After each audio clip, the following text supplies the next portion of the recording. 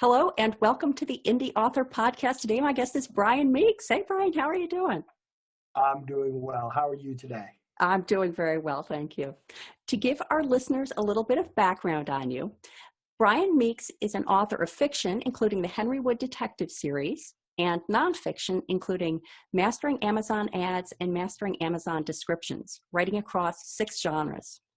He's made his living as a full-time author, speaker, and teacher about all things book business for 4 years, and he is fond of guinea pigs. And I feel bad because Brian and I had a great conversation about guinea pigs before we started the official interview, and then it turned out I hadn't hit record. But I promised him that I was going to include the referenced links to guinea pig material in the show notes. So you won't miss it all. If you go to the show notes, you'll get some sense of what we talked about. We, in great detail, explain why guinea pigs are therapeutic and why I love them, the story behind that. But the important thing is there will be a link about a really cute video on YouTube that I think you'll adore. So if you have time and you need 53 seconds of guinea pig happiness, then click on the link. Perfect. Thank you. And thank you for being a good sport about my technical foul up there. It's okay. So the first thing I wanted to talk about, and we had chatted about this a little bit earlier, is that I had initially titled this episode, How to Write a Blurb. But blurb is often used in an ambiguous way. Sometimes people use it for that description that shows up on Amazon, shows up on the back cover of books, shows up on the retail platforms as a product description.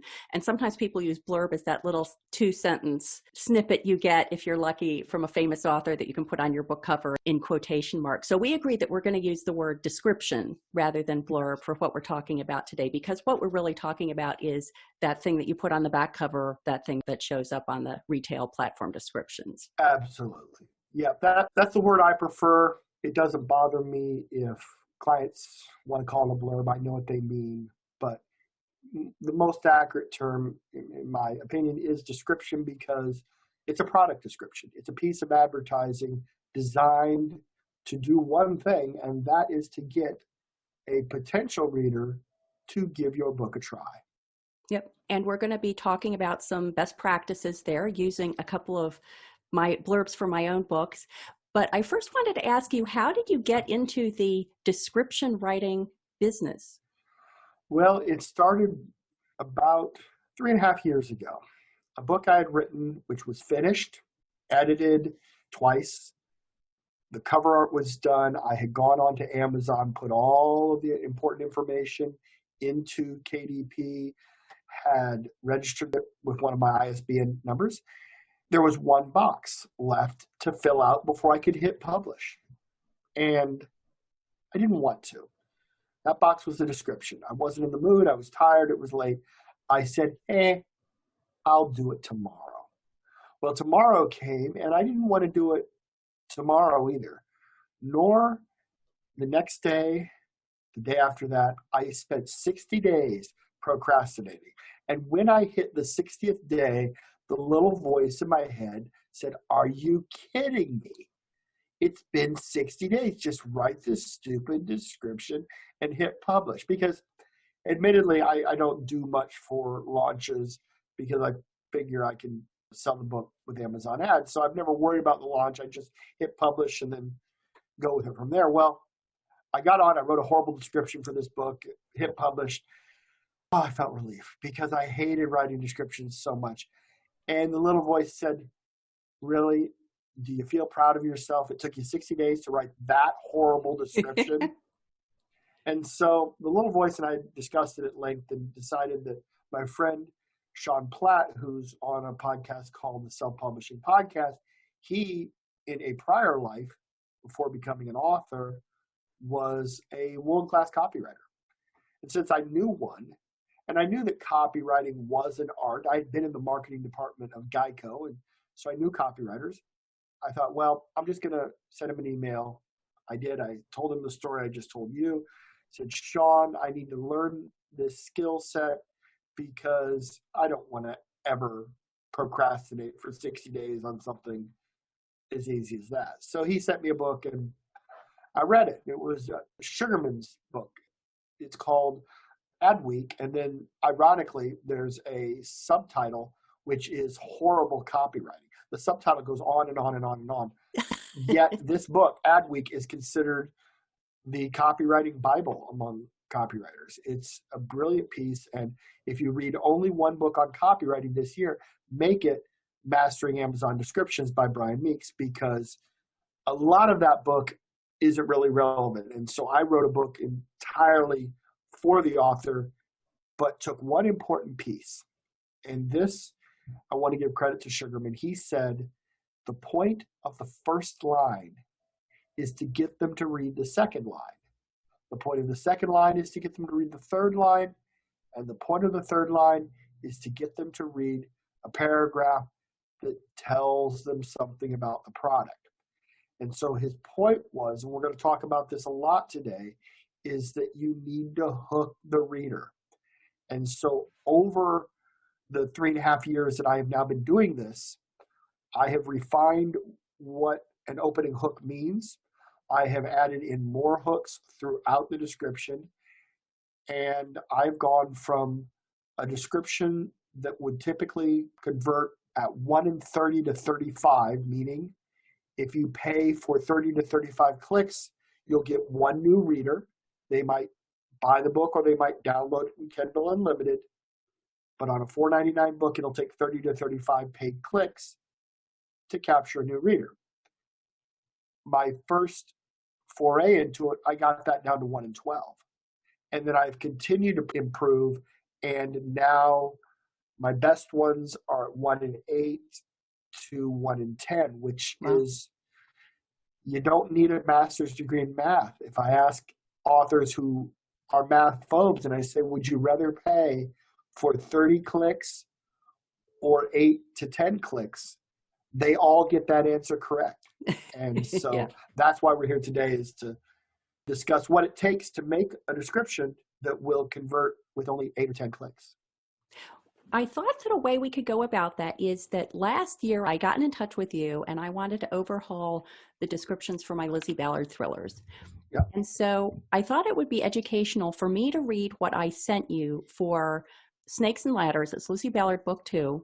Yep. And then for you to discuss why you made the changes that you did in the revision you provided. Perfect. Let's do it. So here is the original one that I sent to Brian. Lizzie Ballard and her godfather, Owen McNally, are on the run after their fatal game of rock, paper, scissors with Vivantum's head of research, Louise Mortensen, and her enforcer, George Millard. They find themselves in the Red Rock country of Arizona, and Lizzie finds a mentor in Philip Castillo, a psychic counselor with his own dark past. While Lizzie works with Philip to try to control her deadly ability, Millard is hot on her trail, and Lizzie's power will be no defense against the weapon he has chosen. When Lizzie makes her way back to Philadelphia, Louise and George strike at Owen, and in a bid to protect her dwindling band of allies, Lizzie takes the fight to Louise's turf. In this deadly game of snakes and ladders, will Lizzie be rewarded for her virtues or punished for her vices? Okay, so that's where we began. And I want to discuss a couple things right out of the gate. The first, this is a pretty common format for most people who write their own descriptions. What you have here are 3 paragraphs, relatively thick, and then the last sentence with a question mark. The first thing that I notice is that the opening paragraph is a giant block of text. And I want everyone to imagine Facebook, because most people are on Facebook. And I want you to think about when you see a post from one of your friends and it has a giant block of text. Do you read the post, or do you just hit like or love and move on? Most people hit like and love. And in fact, I've studied this in a very controlled way. In the 20 books to 50K group, I've written many, many posts there.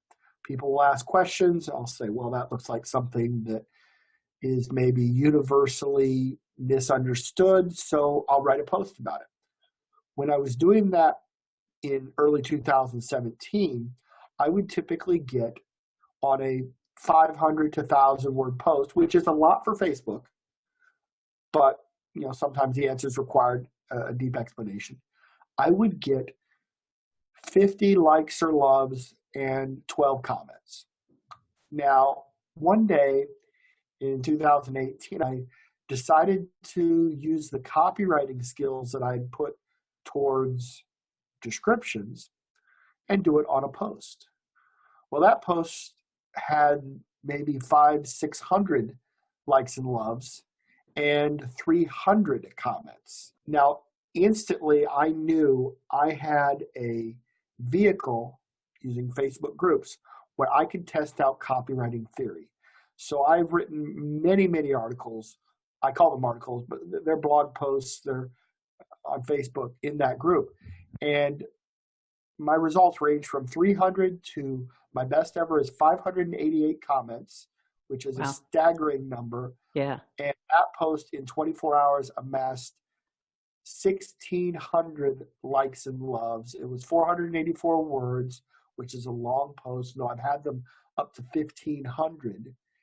And because I use hooks and short bits interspersed with thicker paragraphs, the short bits being the hooks that link them together, I'm able to keep a person engaged so that they don't stop reading, which is a hard thing to do in this age of scroll and like and love and move on and click and click and click. To get somebody to stop and read that many words in a single post is quite a feat. And so it just forces, in my mind, the power of copywriting. And so when we go back to your description, what I see is the person opening it up, seeing the giant paragraphs, and they're not giant, but in copywriting, they are. And a lot of people won't read it. They won't even bother. And so the cover is getting us the clicks in most cases. Once they get here, we need to get them to read it to give them some feel for the book, not give it away, but we want them to have enough sense that they're curious and want to read it. That's what we're going for. And so the opening line, the above the fold part that is on the page before you click read more, let me read just that part from yours. Lizzie Ballard and her godfather, Owen McNally, are on the run after their fatal game of rock, paper, scissors with Vietnam's head of research, Louise Mortensen, and her enforcer, George Millard. They find themselves in Red Rock County of Arizona, Okay, that's important. That's where it ends. It doesn't draw the reader in. And it's a lot of words. I don't know how many, I haven't counted, but in the version that I wrote for you, let me read the bit that's above the fold. They altered the children's genetics, ... Then there's a blank line, and then the next line begins with an ellipse. I often misuse ellipses, and this is something that has come about over several years of doing this and testing and trying to improve upon 1 in 12. And this is a big part because they altered the children's genetics, ... Nobody is going to stop reading at that point. They are going to have to go to the next line because we're a curious species. And so they altered the children's genetics and intended to control them. Ooh, well, that begs the question, control them how? And then the next line is, but to what end? ? That's where they will be faced with the decision to click read more or not. And finishing with but to what end ? As opposed to Red Rock County, Arizona, there's going to be more people that click the read more. So we've got that person hooked on finding out what's going on. They like the cover. They had, 1, 2, 3, 4, 5, 6, 7, 8, 9, 10, 11, 12, 13, 14, 15 words is all above the fold. It's very lightweight. There isn't an enormous amount of words. We've hooked them. So the next line, we want to give them a little bit about the book. You have Lizzie Ballard and her godfather, Owen McNally. This is a common mistake. in most cases, the last names aren't really necessary. It doesn't add information. They can learn the last names once they bought the book. It's just 2 extra words, and we are trying to trim out the words that aren't adding to the person's interest level. Perhaps when you put up the links and so forth, maybe you could do the picture that I'm reading from so that your viewers could go see it and look at the formatting, because one thing that I want to emphasize is the way I format these is very intentional. The blank lines are just as important as the ones with the words on them, because when you open them up, it's very lightweight on the page. And that's what we're going for. When they hit that read more, we want them to see something that's going to be easy to read. Does that make sense? It does, yes. Okay. Well, very good. Let me continue reading. Lizzie and her godfather, Owen, are on the run. Vivantum doesn't like it when people stick their noses in the company's business affairs. Their last encounter with the evil genetics firm nearly got them killed. Can Lizzie learn to control her powers in time? Okay, so I gave them a little bit of information. I put forth the name of the antagonist, which is a company in this case. I mentioned that they're an evil genetics firm. And then, can Lizzie control her powers in time? ? Well, there at the end of that paragraph is another hook. Powers? What powers? What's that about? So they're going to continue reading. Well, the next slide I have is another hook. And sometimes I will have 2 or 3 between that first big paragraph and the next bit of information. In this case, I have, or will her deadly abilities make matters worse? So now we have a sense that Lizzie has powers. We don't know what they are. They're serious powers because they're deadly. And perhaps the fact that she doesn't quite know how to control them may get her in trouble. So we don't really go into the details of what happens in the book, which is another mistake authors make. They often tell far too much about the plot and often give away spoilers. When I had drafted mine, I had been looking up the best-selling author blurbs for this type of book, and many of them were really surprisingly plot-heavy, and mainly all from traditional publishers. Yes, the traditional publishers, with the exception of one, because I wrote my first traditionally published description back in February, all the rest of them are crap. They're just absolutely horrible. And I rewrote one for L. Ron Hubbard, his publisher, the book Battlefield Earth. You can go check it out. Admittedly, my version ends after the second famous person blurb at the bottom. Normally, I tell people that unless the person that wrote you that 2-sentence blurb is pretty famous, don't put it in there. It's just extra words. It's really not helping. But if it's Neil Gaiman, one was Kevin J. Anderson, and the other one was Brandon Sanderson. And so I picked 2 of those, and that's where I ended. The publisher then added a whole bunch of stuff at the end that's really not important, that makes it look heavy. I didn't do that. I just want to say, but I did get a very nice email from them 3 or 4 weeks after they had put up the new blurb, and they had seen a significant spike in sales, which just means that they're getting conversions since changing, so they're happy with it. But the traditional wisdom is they just kind of ruin the book for you. And you mentioned something that I think is pretty common among authors. They will give the advice to newer authors, go see what the best sellers are doing and do what they do. Yep. Which on the surface seems reasonable. But if everyone's doing it wrong and they're making $1 million a year in spite of their horrible description, the question that I always ask is, how many sales are they leaving on the table? How much money is it costing them? And I actually did this analysis for my own books. When I first wrote the descriptions using proper copywriting, after about a month, I went back and looked at the results, and I'd seen across all my books, it had dropped to 1 in 12. This was when I was first starting. I'm better now. But 1 in 12 from 1 in 30 is a significant improvement. And because I keep my data, I went back 12 months and I looked at my data, looked at the number of clicks, recalculated what I would have had for sales and KU downloads if I had done it 12 months earlier. And the total volume of net profit would have increased by $60,000 if I had done it 12 months earlier. I don't know that most authors are pessimists, but a lot of them, when I tell them that story, they're like, oh, that's awful. I didn't think about losing the 60,000 even once. I thought, oh, thank goodness I didn't wait 5 years. Yep.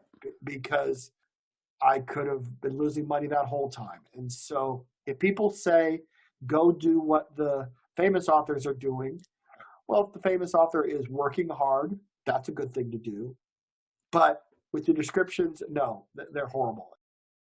I also wanted to say, apropos of the whole cramming plot points in there, is that not only was I following the advice of find best-selling authors and do what they're doing, but I realized that I also subconsciously was writing the blurb to appeal to the people who had read book 1, which was Rock, Paper, Scissors.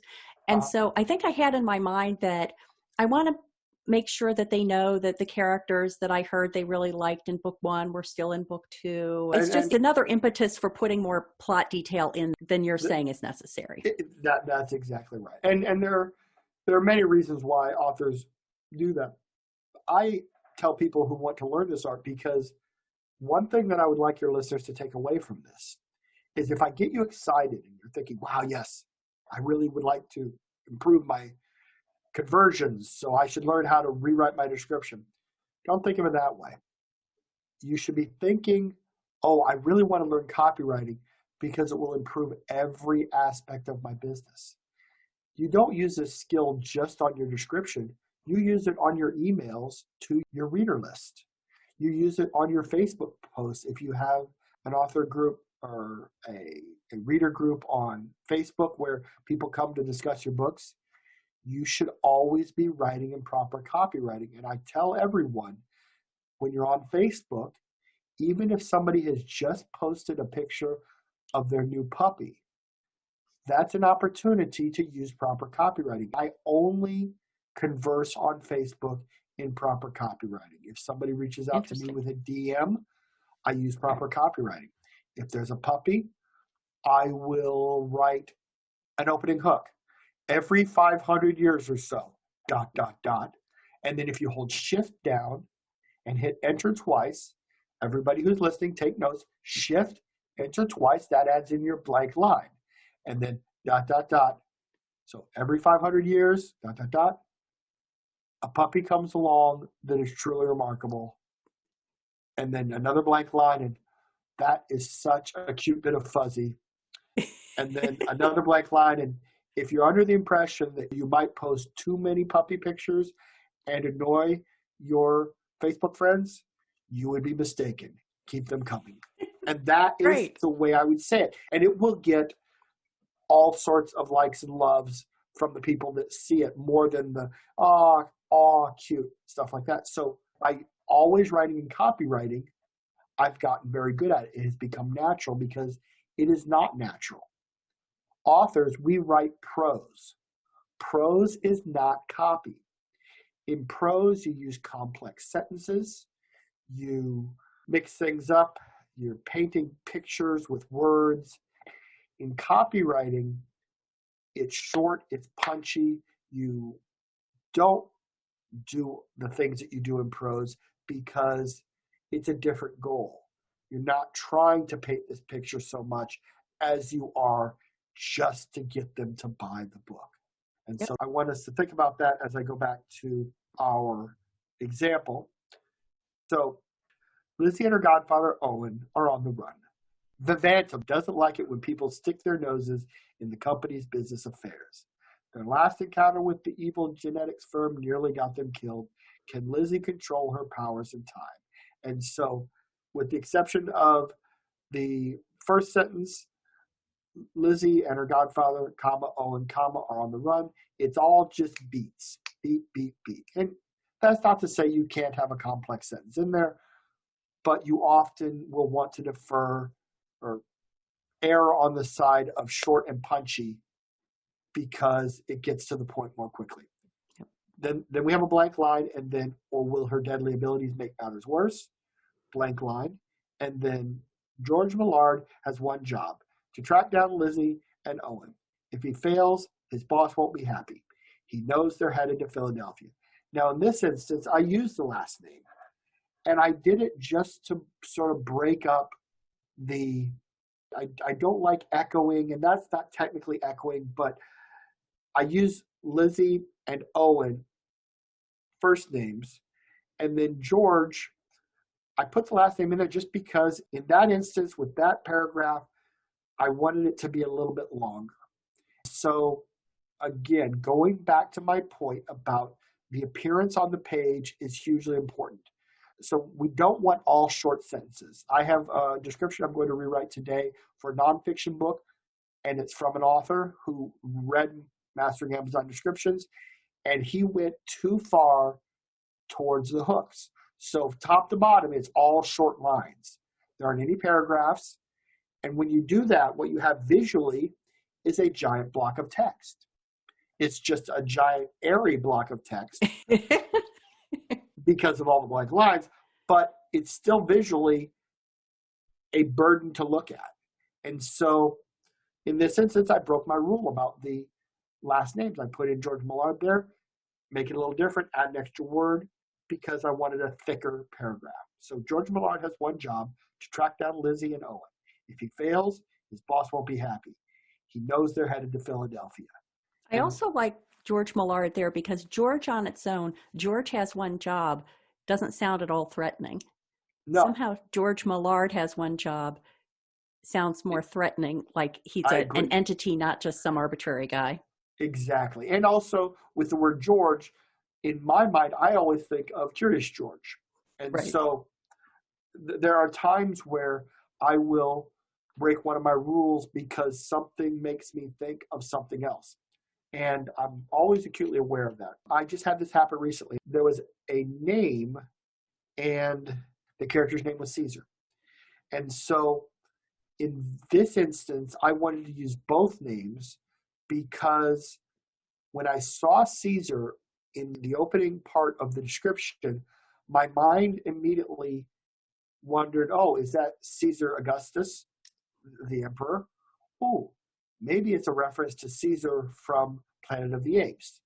Now, I might be the only person that went to the Planet of the Apes, but the fact that I paused during my reading of the description and my mind went down this different path, that's a bad thing.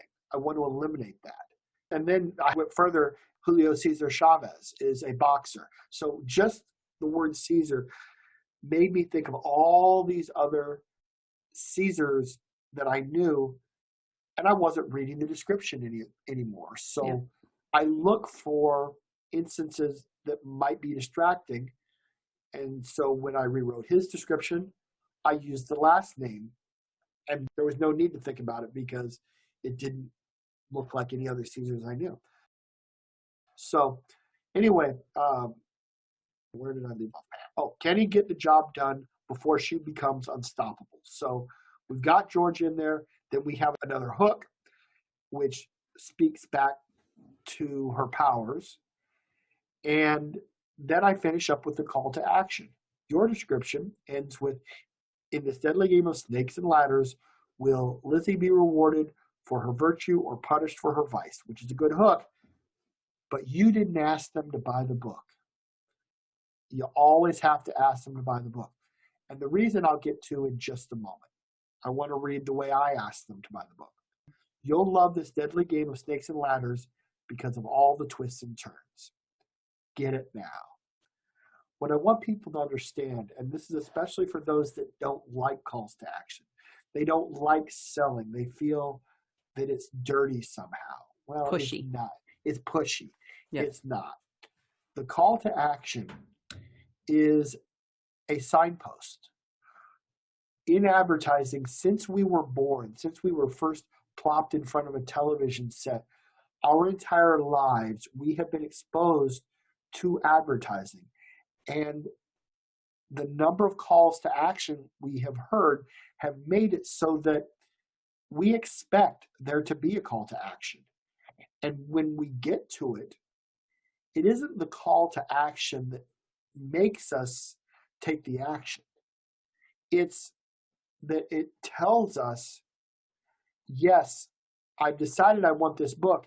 Now it's okay to stop reading and take the action. It's that signpost. If you are driving down the street and you see a red octagon with a white band around it, even if it's too far away and it's through fog and you can't read the 4 letters on it, you still know it's a stop sign because we've seen so many of them. It's the same way with the call to action.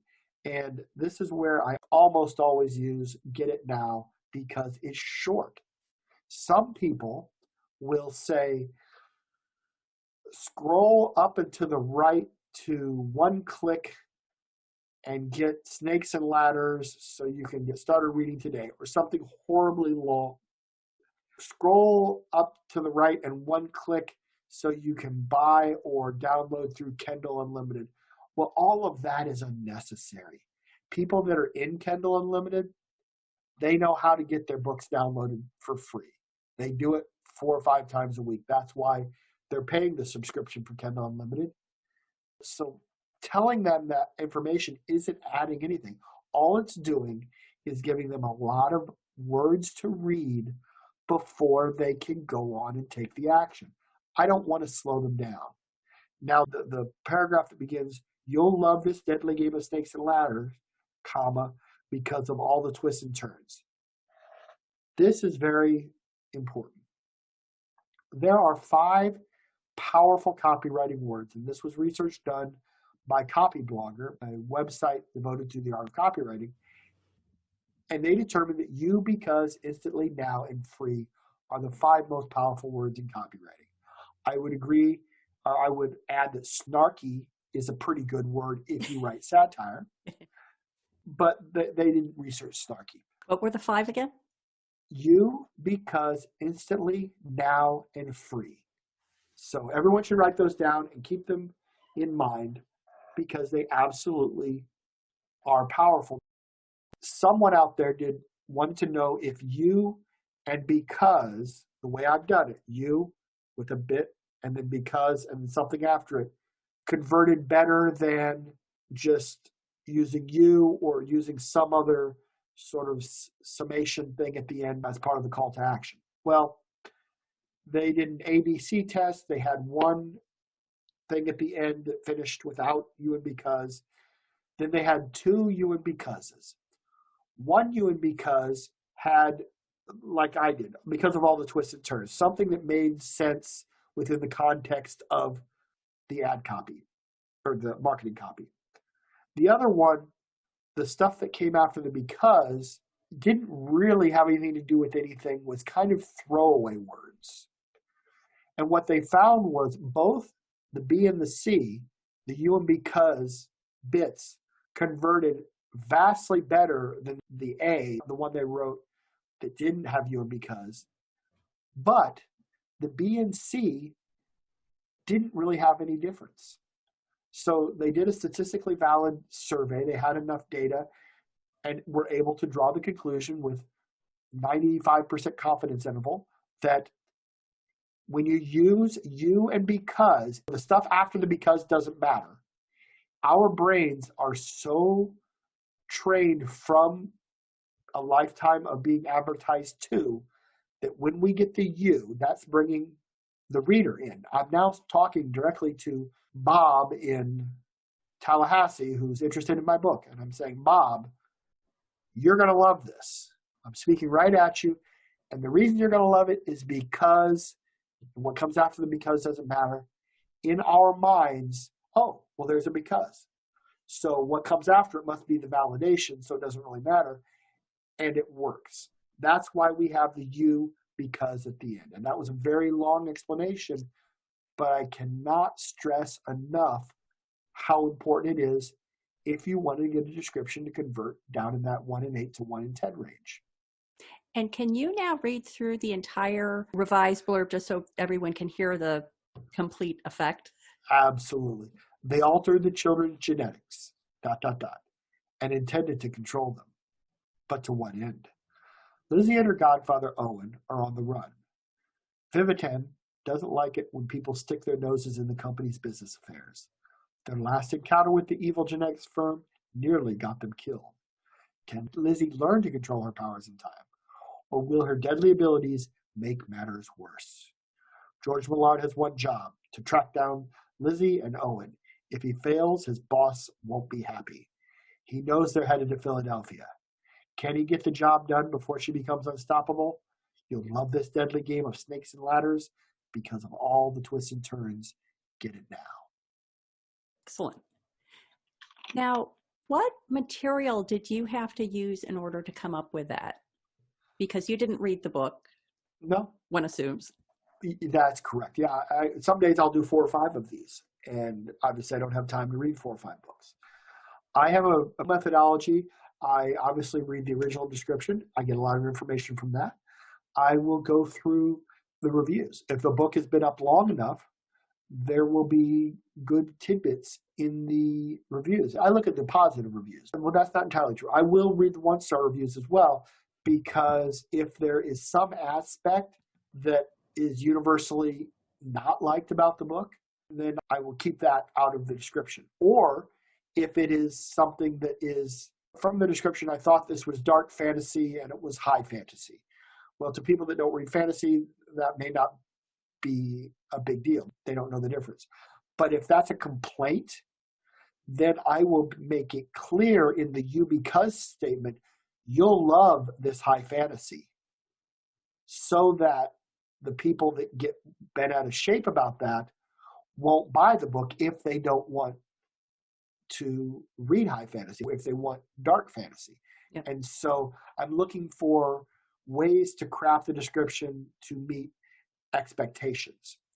And then often when working with clients, I will have to ask questions. And so maybe it's something that seems inane, but as I'm trying to craft the description, I want there to be some details, but I don't want them to be spoilers. So maybe instead of having a spoiler, I'll say, well, you have this character, Jane. What is her profession? Why do you need that? I don't really need it, but I'm looking for a little texture to make it a better read as far as the description. So Jane, a nurse by day, a superhero at night, something like that. So I will ask the author questions and I'll just fire them off and they usually respond. We use Facebook Messenger. And so by combining the research through the original description, looking over the reviews, and if you only have 3 or 4 reviews, they could all be, great book, I loved it. Well, there's nothing there to help you. Go over to Goodreads. Maybe you have 8 or 10 reviews on Goodreads, and maybe there's one of them in there that is done by a person who likes to write 3 or 4 or 5 long paragraphs about why they love the book. In there, you'll find things you may not have thought were great hooks. But if you see 2 or 3 people mention, oh, the scene in the cave was magical. Maybe I worked something about a magical cave in there. I don't tell what happened, but I'm always looking for things that the end reader thought were great about the book, because then other people who like that aspect will be drawn in. So that's kind of what I do for my prep work. And then I sit down and try to think of what's a good opening hook. It's a good illustration of the fact that no one should consider their description set in stone. So it's not something that you do only when the book is about to launch. You maybe keep an eye on those aspects over the years, and you can always go back. Maybe a description's getting a little long in the tooth and you want to freshen it up a bit. Absolutely. I still do that with my descriptions. Henry Wood Detective Agency, if people are interested, you can go to See Henry Wood, and if you click on the print version, The print version still has the original, albeit horrible cover on it, and the original description, the one that converted at 1:30 to 1:35.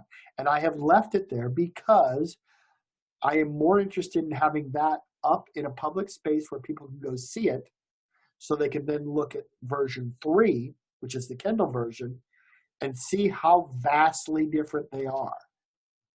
That's more valuable to me because I do these podcasts and I want to have an example. But if you're doing a search on Henry Wood Detective Agency, don't click on my ad. Don't make me pay to get you to read my description.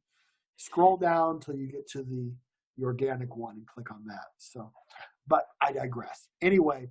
Well, the other thing that I was thinking in terms of my evolving attitude toward when you work on a blurb is that early on, I would have thought, as I'm working on my novel, I'm going to have a little pad of paper next to me. And when I think of something that would be great for the blurb, I'm going to just jot it down. And then I evolved to a position that was, I should really finish the book, set it aside, let it stew for a little bit, and then write the blurb so I'm not deep into the plot aspect of it. But I'm almost thinking another approach is, at the moment when you have the idea for the book, you could almost draft the blurb then, because you have this high-level idea of what's exciting you about the book, generally what the tone is going to be and the theme is going to be, not bogged down by all the plot aspects. That's brilliant. What do you think about that? No, I think that's brilliant. I absolutely think that's brilliant. I am working on a copywriting course for descriptions right now. And with your permission, I would like to use that idea because I think that is genius. I would love for you to do that. At that point where you don't have all the details, you just have the 50,000-foot view of your book, that's when you write the description. And I think that will help a lot of people. That was, I'm blown away. That was absolutely wonderful. So everybody listening to this, do that for your next book. Write that before chapter 1. I mean, I do that with my fiction. I will write a chapter 1, but it's rarely the chapter 1 that ends up being the first chapter of the book. I will often go back, and when the book is done, I will go write a chapter before chapter 1 that is short, and it's almost more copywriting than prose, but it's designed to really be a hook so that when people are clicking the look inside, they will have a chapter that is just designed to be incredibly intriguing. Well, that's great advice. This whole discussion has been packed full of great advice, great actionable advice for people to take advantage of. So, Brian, let people know where they can find out more about you, your works, and your services online. I have 2 groups on Facebook, which is where most people can find me. I have Mastering Amazon Ads, an author's guide -beta, and then Mastering Amazon Description, an author's guide. The ads group, when you go to sign up, it says that buying Mastering Amazon Ads is a requirement. I don't really enforce that too much. Mastering Amazon Descriptions, anybody can join, and I tend to approve pretty much everyone unless I look at all their groups that they belong to are sort of scammy, sell, multi-level marketing type things. Most people, if you're authors, yeah, you're getting in. That's how you can find me. And then if you're interested in my services as a copywriter, I write descriptions for $120 a piece. You can simply just reach out to me and get on the list. I think I have 7 people on the list right now. The other thing that I would mention is that I am in the process, probably over the next week or so, going to be launching a course where I will talk about many of the things that we discussed today, though in greater detail. And I don't know the price point of that, but if you're somebody who enjoys taking a course and learning and having that resource there so you can go back and continue to study, then that will also be available. I will post it in my 2 groups and elsewhere. So that's how you find me. And you can just reach out to me on Facebook. That's where I do all my communications. I don't check my emails very often. So that's how you find me. Thanks for letting me plug my stuff. It is my pleasure. Thank you so much for joining us. This has been really interesting and helpful. Well, I'm glad. Thanks.